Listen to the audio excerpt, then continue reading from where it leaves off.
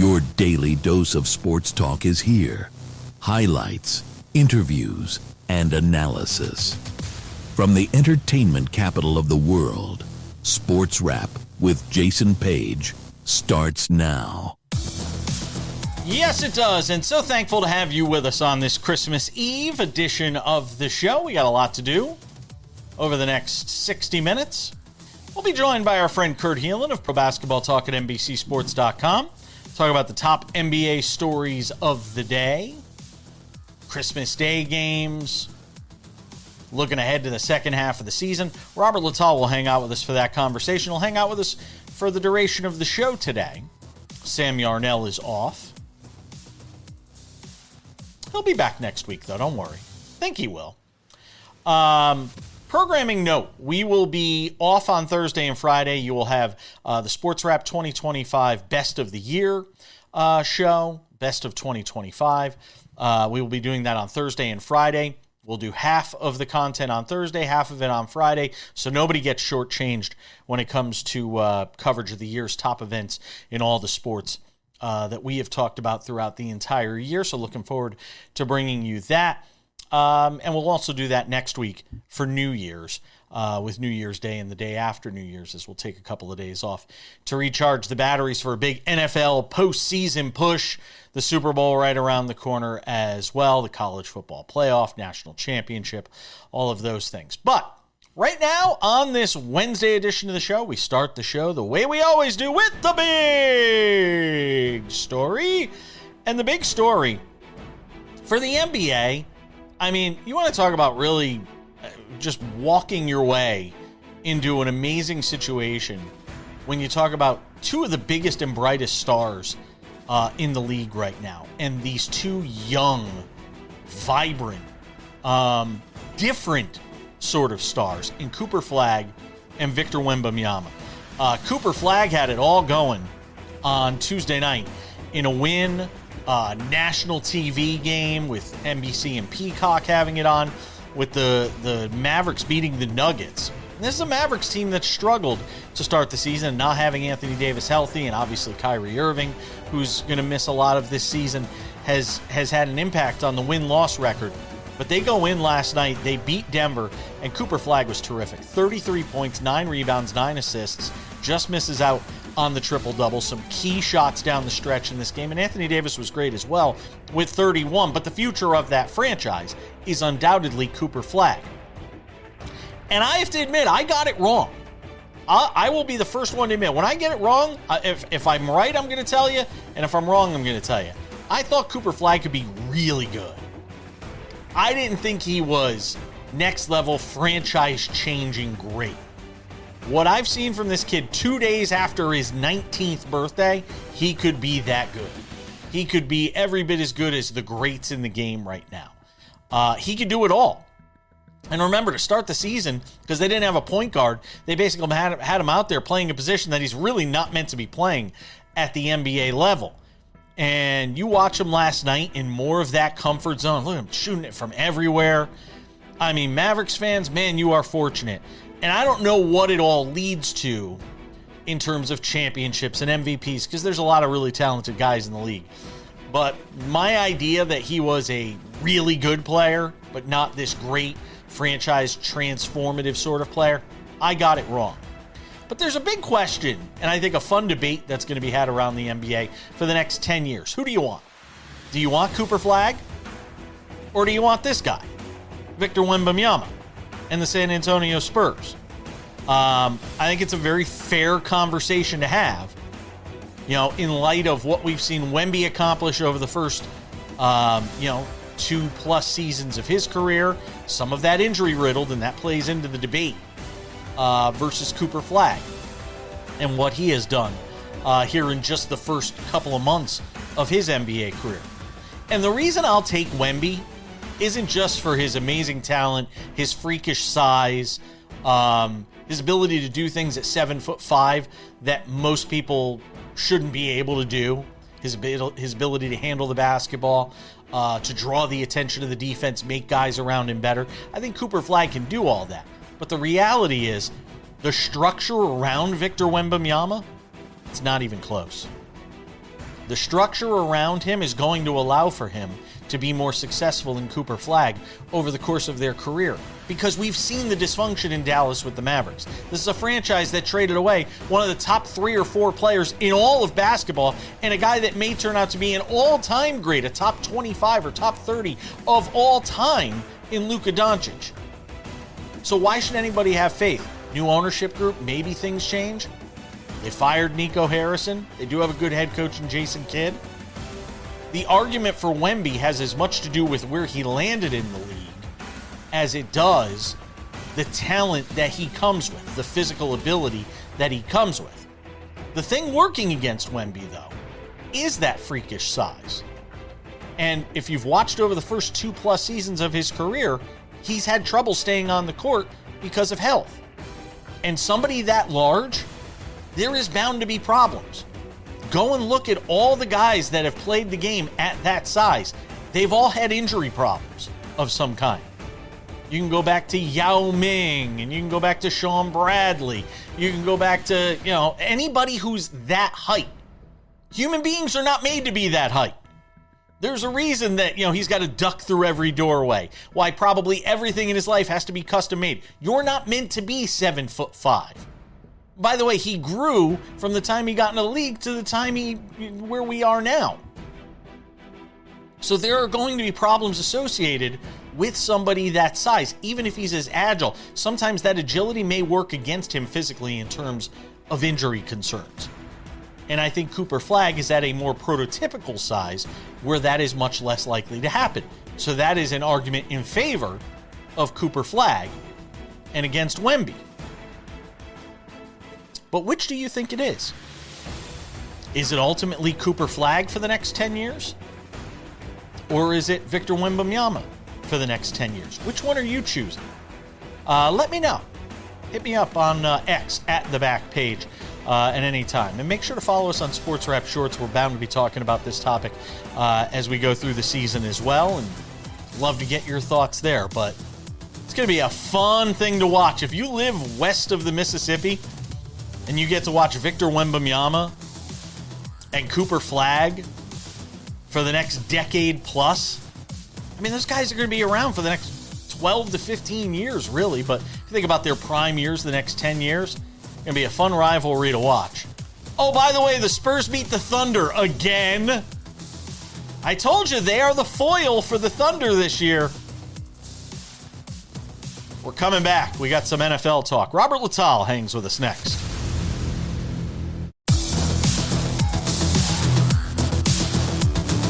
Welcome back to this Christmas Eve edition of Sports Wrap. Good to have you all with us. Final regular show of the week. Happy to have this guy hanging out with us today, as he did yesterday. And it's Robert Littal, founder of Black Sports Online. Kurt Helin's coming up in 10 minutes. He'll hang out with us and talk some NBA, get his thoughts on the Christmas Day slate, and the question I was asking at the top of the show. For the next decade, Cooper Flagg or Victor Wembanyama? That's going to be a debate that I think rages on in the NBA. So, Robert Littal, before we chat with our friend Kurt Helin, let's get into a couple of NFL notes, starting with Justin Fields. And I got to tell you, I got it wrong on Justin Fields this year. I thought this year was going to be a real opportunity for him, even though the Jets organization was in a little bit of chaos, new head coach, not the greatest receiving core, but some offensive weapons there with Breece Hall. That I thought that this was going to be a year where he really got to establish himself as a starter in the league and show people what he could do. And I don't know if it's the combination of it just being the Jets, a defensive-minded head coach, but you're almost out of excuses at this point when you hear that Justin Fields isn't going to start again for the Jets this year. His career there is likely over, and you sort of feel like it's nearing the beginning of the end for him, doesn't it? Yeah, I mean, sometimes you just don't have it, and it's hard to explain because you see a guy in college, and I watched Justin Fields a lot because he went to Ohio State, and he had everything that you would think that you would want out of a modern day dual threat. quarterback. Yeah. Big arm, very fast, strong, tall.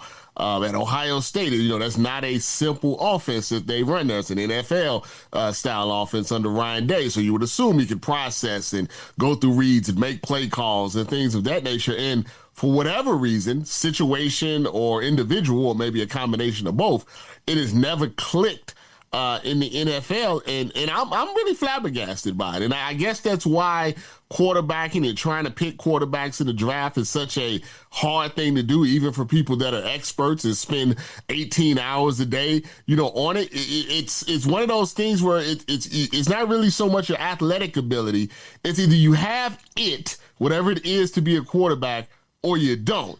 And it just doesn't seem like he has it. But could it also be this? Some guys are born on third base. You're Victor Wembanyama, you get drafted into the league, you're in a Spurs organization where there's great culture, great surroundings, and great, fundamentals within that organization. There's a mindset. Justin Fields was born into the Chicago Bears, which has been a quarterback killing culture for a number of years. I wonder if he had been brought into the league under the right head coach in the right situation, if things may have turned out differently for him. Am I wrong? Well, it's the situation where you say, well, what if the Bears drafted Patrick Mahomes and the Chiefs drafted Mitchell Trubisky? Yeah. What does that career look like? Some people are the thought that if you're a Patrick Mahomes, you're always going to be a Patrick Mahomes, and you would have raised the level of whatever team, that you're on. If you're a Lamar Jackson or a Josh Allen or whatever it may be, that you're a talent and just the way that you are would have raised whatever franchise you're with. Now, others are, you got Andy Reid, lucky you, or you went to Baltimore instead of going to Cleveland. You know what I mean? Lucky you. You had the Bills who were willing to spend 2 years, working on you. So it's really hard to say. I think when you go to multiple franchises and it still doesn't work out, I mean, this is his third franchise. The Steelers could have easily brought him back. They didn't have to bring in a 45, 47, 90-year-old Aaron Rodgers. If they saw enough in him, he's not expensive for a quarterback. No. And they could have brought him back, but they chose to let him go. Mike Tomlin obviously is a good coach. It's a good situation. We see what Aaron Rodgers is doing there once he got away from the Jets. I lean more toward, situation helps. But when you have something special, that usually rises to the top and builds the organization up with you. Yeah, some guy, it's the old saying in baseball too. Some guys are, not AAA. They're too good for AAA, but not good enough for the major leagues. Mm-hmm. Those 4A guys that sort of don't make it in the major leagues. I always think of, this is going to sound like the dumbest name. It's going to make me sound so old. Hensley Bam Bam Mullins. Bam Bam. Bam Bam was a Yankee prodigy. Hit a zillion home runs, got to the major leagues, couldn't hit a baseball. DK Metcalf situation. So we learn a little bit more. He's going to lose a ton of guaranteed money, and that doesn't mean he loses the money. He just loses the guarantee on his contract as a result of the 2-game suspension he's been handed down. That's been handed down to him from the NFL for his interaction with a fan on Sunday in Detroit. The ban has been upheld. He's obviously going to miss out on the last couple of games of the season, but now there's this new video that emerged, and I'm wondering, it probably doesn't change your opinion any, because you thought he should have knocked him out anyway. They should have knocked out the fan anyway, but now there's this new video that came out where you can see the fan actually saying, "Oh, I got what I wanted," after this interaction with DK Metcalf. Now, some might believe that's just, hey, I got the attention that I wanted. Some might also believe it's something else more nefarious. I don't know. Either way, boy, DK Metcalf really losing out as a result of what happened on Sunday. I think a lot of people may misunderstand me. I'm not saying you should just go around smacking people and knocking them out like Bernie Mac in that movie. What I was saying is that we have to remember that individuals, even in sports, are human, and people have human reactions to things, and sometimes people get under your skin. And clearly, this gentleman, from the video and from everything else that has been told, from people that have sat with him and other stuff, he feels like that's his job. His job is to try to get underneath, people's skin. He's obviously had situations with DK in the past. I'm sure DK is not the only opposing player that he's done this to. Now, some will say that the opposing player needs to be the bigger man and just, move on and ignore him and let him, troll and whatever it may be. And I understand that. But what I try to express to people, it's very easy for us sitting behind a computer, sitting on our phones to say we wouldn't do this or we wouldn't do that. It's totally different to be in the moment. And you never know what someone is going through. And you never know what might trigger them or what has triggered them before. And in that regard, I'm trying to say understand DK's, position. Was it smart? Obviously not. But he's human. He's not a robot.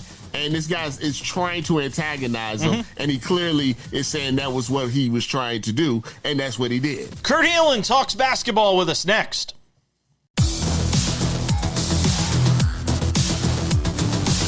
Good to have you with us on this Christmas Eve edition of SportsWrap. All the presents under the tree. Hold on, Kurt Helin's here. Pro basketball talk at NBCSports.com. He joins us every Wednesday on the show, and today is no different. Just because it's Christmas Eve, he doesn't get the day off. If I don't have it off, nobody has it off, except Sam, apparently. So, how many presents are under the tree, Kurt Helin? That's what I want to know. See, we can't see under the tree. We can only see like. Yeah, and I don't know that I could tilt the camera. No, it's okay. This work, but I would go with. I can't use the word I want to use, so we'll go with a lot. There's a load of them down there. The whole family's got 5 of us plus sisters and aunts and stuff. Like everything's under there. See, we stopped buying for each other. The only people we buy for now are our parents. Like our siblings, we don't buy anything for each other. We don't even get cards for each other anymore. Robert, is there a zillion presents under your tree? I have a 1-year-old and a 5-year-old. There are there are. That I have a actual workman thing with the screwdriver and the thing. I'm ready to go. I have to put on a green vest to put together all of these toys, these princess toys. I'm ready to go tomorrow. I'm gonna be put to work. I'm gonna say, Robert's going to be up at 3 a.m. tonight trying to put together something, man. But the directions say. Yeah. Oh, my goodness. I'm not good at it either. I'm good at talking about sports. I've never been good at anything else besides that. Yeah, I definitely know that feeling. We were just having that conversation off air. Adulting, big problem. Cooper Flagg, I asked this question last night in a Sports Wrap short, and I brought it up at the top of the show today in the big story. So I'm going to put you on the spot and ask the question you should never ask an NBA journalist. Cooper Flagg or Victor Wembanyama for the next 10 years? Oh, I'll take Victor. I'll still take Victor. Wow. And it's closer than you would think. I think, first off, let's let Wemby and the Thunder have their rivalry first, and then we'll bring Cooper in. But the risk is health with Victor, but his impact on both ends, particularly defensively, is just greater. And then that's not to knock Cooper, but the ceiling for Victor is still. Wembanyama. Cooper's going to be very, very, very good. But in 10, 12 years, are we talking about where Wemby ranks related to LeBron and Jordan is the potential. So I will still take him, but it's going to be fun, especially if, look, we know San Antonio can put together a franchise around Wemby because they've already done it. You've made my argument. That's the same argument I made at the top of the show. It's where you're born sometimes, and being born into that Spurs organization versus the dysfunction that Cooper Flagg's been born into there in Dallas, and what that portends for him, I think is very valid. It's going to be interesting. They've obviously got time and they've got a place to pivot, but they look. We learned some stuff this year already, which is one, you need a point guard next to him. Ryan Nembhard stepped up where, he's been frankly just better than D'Angelo Russell was flat out. And obviously they get Kyrie at some point, but you're going to need a point guard. He's got to be on the wing. He's an amazing two-way player. And also the other thing that they've got going, one of the reasons they look good now, Anthony Davis is still really good at basketball when he's healthy. Yeah. And he provides a lot for them. Yeah, Flagg was really impressive last night. 33-9-9 for those that didn't see it. And that's a great win. That, by the way. And that's a great win. Yeah, 2 days past his 19th birthday. It's a great win for them against a really good Nuggets team. Yeah, and a really good Nuggets team. I haven't heard the Cam Johnson thing. They just look. I still think Denver is the second best team in the West, but they've got to get healthy. Not having Christian Brown, not having Anthony Gordon. We'll see what's up with Cam Johnson. Like, this could turn into last year's Nuggets, where you're like, man, they're so good. I mean, Jokic could be MVP, but if you don't have enough around him, especially in a world where the Thunder exists, you're in trouble. Robert, go ahead. Well, speaking of the Spurs and the Thunder, are the Spurs title contenders today, like right now? I still think, don't you, that you have to learn how to win in the NBA Finals and the playoffs? Like, they haven't been there. We haven't seen what happens in a playoff series with Harper and Castle and all these guys. But I went into this season thinking, all right, they're going to play their three guards, well, four now if you want to count the way Devin Vassell is playing. They're going to play their guards, and then they're going to figure out which one they don't need, right? Like, hey, we're going to have to move on from Castle or which, whatever they want. I think the way the NBA is shifting with multiple ball handlers and the way they look right now and the way they can defend for their size, I mean, you're going to always need, right now, Harrison Barnes is in that role. You're going to always need some sort of two-way wing, who can shoot some threes out there. But they might just have all the pieces. They just might already have drafted all the pieces they need. And I keep saying, to your point, I kept thinking, man, this is the year they finish like 8th and get through the plan and get some experience and stuff. Now you're suddenly like, all right, so they're top 6 easy and they can win around. And suddenly you're like, man, the timeline's coming fast for them. I think they're top 4, Kurt. I think they're going to be top 4.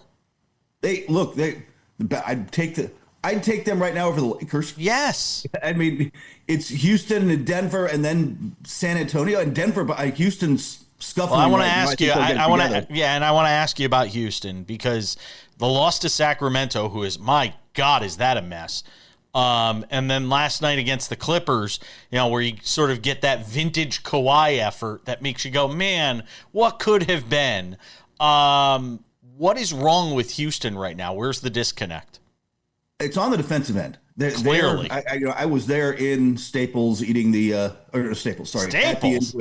I will get in trouble for that. Here comes I still call it Staples. I guess it's a totally different building. Yeah, the Intuit Dome, eating the handmade pretzels they serve there, which is still like with all due respect to Ballmer, that's still the best thing about that arena. They're just not sharp defensively.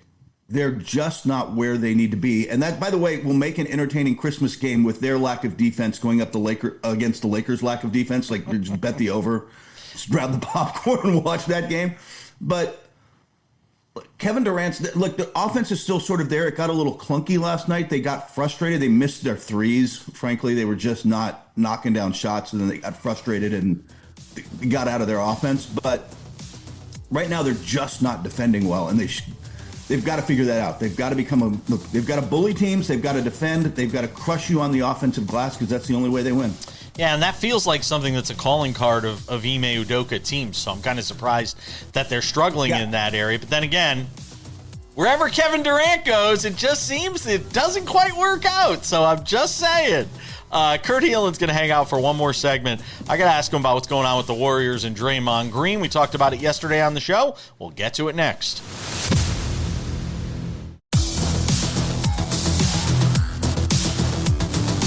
Welcome back inside our SportsWrap studios in Las Vegas on this Christmas Eve. Continuing the conversation around the NBA with Kurt Helin of Pro Basketball Talk at NBCSports.com. Robert Littal hanging out with us as well today with Sam being off. Well, we all saw what took place by now with Draymond Green walking off the court during this Warrior game the other night in a win against the Magic. Good win, by the way, against the Magic. Yeah. He had some sort of tiff with Steve Kerr. And then after the game, Steve Kerr asked about the incident with Draymond Green, had this to say. Nothing more to discuss from my end. Just to clarify, he went to the locker room. He wasn't sent to the locker room. Right. Steve, you've been through a lot of different stuff in your career. How does the group move forward after that kind of exchange happens in the game? The group's ready to go. I mean, you could see the game tonight, and we need Draymond, and he's a champion. And we've been together for a long time, and all we can do is the rest of the group keep pushing, keep getting better. I thought this was one of our better games. I thought the first half was brilliant. We just didn't make shots. I thought Draymond played great. So the general gist of it from Steve Kerr is we're keeping it in-house. We're not really talking about what sparked this whole thing. Kurt, is there any sense a couple of days later, like what happened here and how they move past this? I'm not sure exactly what sparked it, but moving past it, what we've heard is, look, man, they've had these fights before. This is a long marriage that has had a few big fights in the past, and they've reached the point where they just kind of, all right, we had a fight, now we're going to move on. And they're not really bothered by it internally. And come Christmas Day, the games, they will be fine. By the way, Draymond Green and Jimmy Butler trying to slow Cooper Flagg suddenly becomes one of the most interesting games on that day. Like, that's going to be entertaining. But I think the Warriors, they've just been there, done that with Draymond before. And if it were anyone else, if it were a different situation, this would be a big deal. But they're literally just going to move on from it. It's just Wednesday. It'll come out in the book someday. Yeah, it blows my mind that they have enabled this for so long. And it seems like they're just content. They've sort of made their bed and they're going to lie in it. Go ahead, Robert. I'm just curious about, we never talk about the Eastern Conference that much.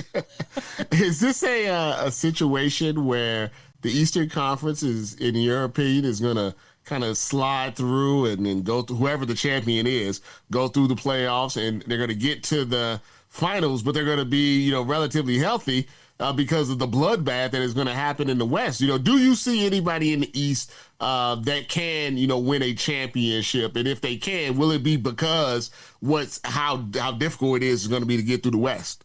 That's actually a great question. I believe there is a chance for that. Look, I hate to do this, Robert, because it makes Jason happy. The Knicks look like the best team right now, right? And if New York comes through with the gutty play of Brunson and they get enough defense, Mitchell Robinson's got to be healthy for them, which I think we saw, in the cup, like what a difference he can make, and the guys they're finding and the way they've kind of found themselves. Look, last year we thought Oklahoma City was going to roll, and that series went 7 games, and for what if, who knows? You get there, you got a chance, right? You got a puncher's chance, assuming it's whoever comes out of the East will get there and have a chance. They certainly won't be the favorite. Frankly, they won't be the more talented team. But you got to the dance, and so there's always this opportunity. Yeah, I get that sense. When it comes to the East, I'm trying to figure out if it's not the Knicks, sort of who is it? And the Knicks just seem like the best of a bunch that is a tier below anything that's going to come out of the West. So what as much Tatum, as you can. What if Tatum comes back? That's funny. Let's say that the Celtics are hanging around that 3rd, 4th seed or whatever it may be, and Tatum comes back and he's, even if he's 80, 90%, can they make a run? I know that's risky with the Achilles, but he says he wants to do it. He does. He's also, look, everything coming out of Boston is that sometime after the All-Star break, maybe March, but late February, March, he gets out there, he gets a month under him. Again, I think you're right in that, and we've seen this isn't a basketball thing. We see it in the NFL. We see it everywhere. It takes you a while, right? Like to get back from the Achilles and really trust it again. But in this East, where Cleveland is not the team we thought they were, and the Knicks will expose that on Christmas Day. God, I hope you're right. Don't ruin my Christmas, Kurt Helin. I just jinxed them for you. You really did. You really did. Did you see the look on my face? It's bad enough I'm spending Christmas alone with the dog. I'm going to have to watch the Knicks get their you-know-what's kicked in by the Cavaliers. Did you buy the dog a present? No. See, now you're in trouble. Look, Detroit feels like they're a player away. We'll see what happens at the deadline, but they don't really, again, that's another team without real serious playoff experience for Cade and Duran and those guys. Orlando doesn't look like they've quite figured it out. They can't get healthy. That's part of it, but we'll see. I think of that group, when you start to look at all the flaws on every team, even the Knicks, suddenly Boston doesn't look that bad if they're getting good play from Cada. The way White has stepped up, that's a good team. Real quick, in the last 30 seconds here, is there a move that the Knicks could potentially make here at the deadline that gets them into that category where they could beat the Thunder? I'm hearing smaller than bigger. Like, so if you're talking about Giannis, probably not. Like, just the cost in season, it's just too hard to pull off. It changes too much. It changes too much on a team that's going to win big. It should win big anyway. But a smaller move for another ball handler never hurts. A little more depth. But the way Kolek has been playing, the way they're getting Crawford off the bench, like it works. All right, Kurt Helin, have a Merry Christmas, my friend. You too, buddy.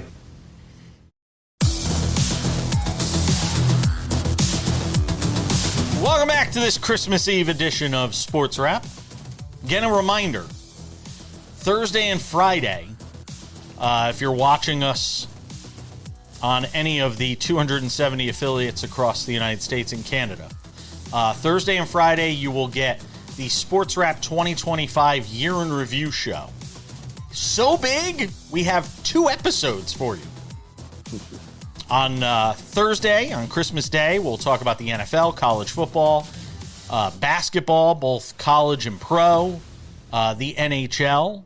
And on Friday's show, we've broken it up into baseball, NASCAR, the betting controversies that engulfed the sports world, the PGA and tennis, and we'll remember those we lost as well in 2025. The next 2 days of programming for you as it relates to this show, as we will be off for Christmas and the day after Christmas. We will do the same for New Year's Day and the day after New Year's as well next week. At least that is the plan as of now. All right, Robert Littal, big news out of the world of golf, and it had kind of been rumored to potentially happen, but it was made official on Tuesday, and that is Brooks Koepka, Major Brooks, leaving Live Golf after 4 seasons with that Renegade Tour, citing family reasons. His wife, unfortunately, had a miscarriage back in October, which had been reported, and Brooks says he just wants to be closer to home, and with Live Golf, that really isn't an option because a lot of their events are basically just all over the world. So that leads a lot of people to speculate, though, okay, he wants to be closer to home. Does it mean he's going back to the PGA Tour here? And what does a return to the PGA Tour look like, Robert, for a Brooks Koepka, given the fact that he left in 22, he had not renewed his membership for PGA eligibility. There has been talk that guys coming back to the tour are going to get lengthy suspensions. Ooh. But this is Brooks Koepka. He gets to play in all 4 majors anyway. If you're the PGA Tour, do you let bygones be bygones? I know the membership of the tour, the players are actually going to have a say in how Brooks Koepka is reintegrated into the tour because he is supposedly going to reapply for membership. If you're the PGA Tour, what do you do with Brooks Koepka? I guess it depends on what level of petty they are, because these guys left them, high and dry for the money. I mean, we have to just be honest. They left for the money, and there's nothing wrong with that, leaving for the money. And, it didn't quite, work out. I mean, it worked out financially, but as far as Live Golf as it is, that really hasn't worked out the way I think they hoped that it would. And they're coming, scurrying, back. Do they make them big? Do they give them all of these things? Or they're just like, listen, man, we understand you took the money, you made a mistake. It's almost like cheating on your wife. So to speak, or, it's, you with your mistress for a little bit, and then you realize, something, I had something pretty good at home.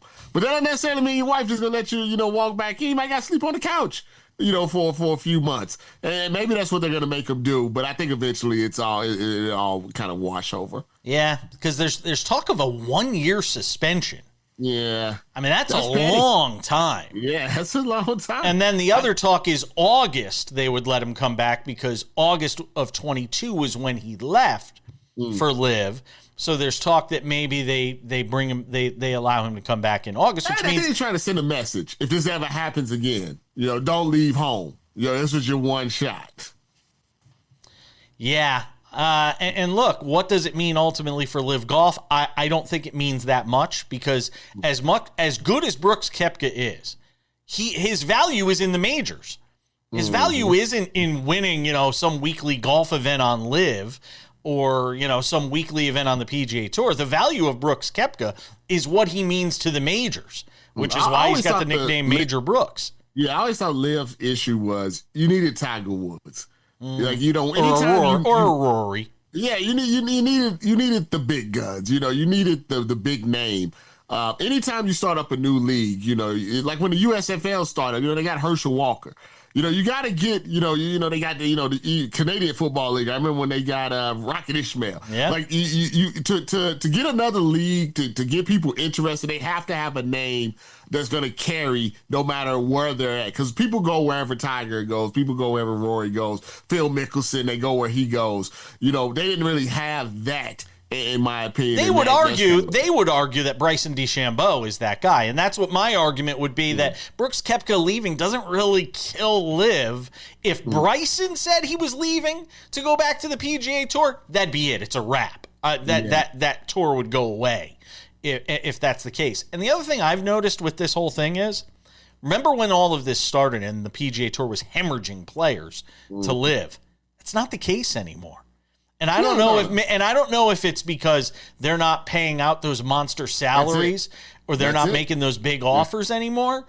But the guys on the PGA Tour are no longer of the mindset. And the PGA Tour has also acquiesced on some rules changes and just sort of, changing the flow of things. But to me, Liv's having a harder time getting those guys over from the PGA Tour now.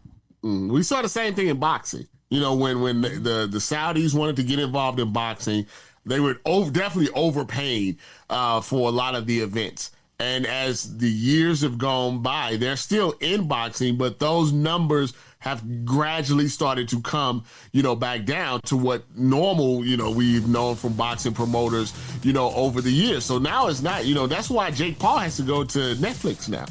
But before you just went to the Saudis, that's why Canelo and Bud Crawford went to Netflix, because the Saudi money, they wasn't going to pay them as much as they was previously. So I think that's just part of the Saudi situation. Heavy money up front to start, and then ease back.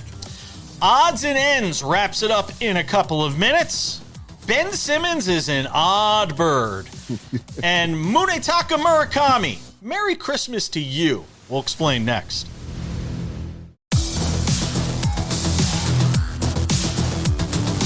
Just about time to put the wraps on this baby for Christmas Eve. Reminder, Thursday and Friday, SportsWrap Best of 2025. Looking forward to bringing you that special. Weekend edition of SportsWrap. You'll still get that. We'll have all the news covered if anything big breaks, obviously, for the weekend edition. A couple of quick reminders. If you haven't done so yet, make sure to subscribe to the Sports Wrap with Jason Page podcast. Available on all your favorite podcasting platforms. Check it out. Spotify, Apple Podcasts, YouTube Podcasts, iHeartRadio, TuneIn, Odyssey, Amazon. Anywhere you get a podcast, you can listen to this show. 45 minutes in all its glory, Monday through Friday edition available. The Sports Wrap with Jason Page YouTube channel. Haven't checked this out yet? What are you waiting for? It is all things Sports Wrap. The Monday through Friday version of the show is available there, commercial free, 45 minutes. Go and check it out. In addition to that, we have Sports Wrap Shorts. These are 1 to 3 minute long videos, usually closer to a minute though. Where we're covering the top stories of the day, the biggest games every night, the NFL and college football on the weekends. And throughout the holidays, we will still have Sports Wrap Shorts going, even though we won't be here with the regular show on Thursday and Friday. Sports Wrap Shorts available on our YouTube channel. Also available on our TikTok, Sports Wrap Jason Page, and on our Instagram, you guessed it, SportsWrap Jason Page. And without any further delay on this Wednesday edition of the show, time for some odds and ends. Odds and ends, Robert Littal. Ben Simmons. He is a rare bird, that guy. I forgot he wasn't even playing because how quickly you can be forgotten in sports sometimes. Ben Simmons is investing in ownership of a professional fishing team because apparently there's a professional fishing league. I wasn't aware of it, but I guess there's a league for everything these days. So Robert Littal, Ben Simmons, who still says he wants to play basketball, maybe sign on with a team later this year or next season, still wants to play basketball, but clearly fishing is his love. I mean, listen, he's made, what, $200 million? Don't remind the Nets and Sixers. One of the great things about sports is, if you have a little bit of talent, you can make enough money to do things that you really love to do. And if he loves bass fishing, and he wants to invest in fishing and it makes him happy and joyful, I think he should do it. I mean, he can't shoot anymore. And, basketball is a game where, believe it or not, you have to shoot the ball from time to time. That's kind of the central theme of the basket and the ball. You have to shoot. But he doesn't seem to have a mental block when it comes to fishing. I'm all for it. I'm all for Ben Simmons, the fisherman. Are you much of a fisherman? Oh, yeah, I like to fish. Really? It's very common. You get out there on your little boat and stuff, you fish. It's not even about the fish. It's about clearing your mind, especially nowadays where everything's in your face all the time. You go out on a lake. I'm out here in L.A. You get out here on a lake. We got Lake Arrowhead. You get on a little boat. You reel a boat. You get the little worms and stuff. You go out there. It's very, very, very relaxing. I have gone fishing once in my entire life. Yeah, I'm telling you, on a spring day and on the weekend, there's nothing going on. You can sit there for 6 hours and just think about life. And it helps. It's cleansing. Okay. So here's the thing. Maybe it will help him if he ever does, get another shot in the NBA. Maybe this venture will clear his mind and he comes back as a different, player. I don't think so, but maybe. Kudos to Munetaka Murakami, the new import for the Chicago White Sox. 2 years, $34 million for the first baseman / DH. He's got light tower power, they say, and apparently he's got a giving heart. He gave out $100. He gave out 100 $100 gift cards to a local grocery chain in Chicago for needy families. Kudos to him. Oh, absolutely. I think, it's tough on the holidays for a lot of people. I see it online, people kind of talking about it. You see it out in the streets and things of that nature. I think, we're blessed if, you do have a family, things are going decent for you. So anytime you can do just whatever you can do to brighten somebody's day, you just don't know how that's going to change their 2025 to their 2026. Maybe that's the thing that changes it and gets it off to a good start. And, I think, we all, even if we don't make hundreds of millions of dollars, there are little things that we could do, even if we're just walking past somebody, give them something or whatever it may be to try to help. And maybe we'd be a better society if more of us was like him right there. I was in line for a quick drive-through run at McDonald's the other day, and I got to the front of the line to pay. And the woman looks at me, she goes, "You're all set." And I'm like, "What?" She goes, "The woman in front of you said she was paying for your bill." Of course, it's when I have a $5 order. It couldn't be when I get the double quarter pounder with cheese and bacon. No, when it's $20, I gotta pay. But no. When I get a $5 order, the 2 for $5 of like a double cheeseburger and a McChicken with a free French fry, then the woman in front of me wants to pay. I bet if it was $20, she wouldn't have paid. I couldn't even pay for the person behind me because it was a mobile order that had already paid. So I couldn't even pay it forward. I felt terrible. I'm an awful human being. What could I say? You'll go out and get some coffee, get something. Then go outside there and go pay somebody groceries or something. Groceries? Go to Walgreens. Go or something. easy.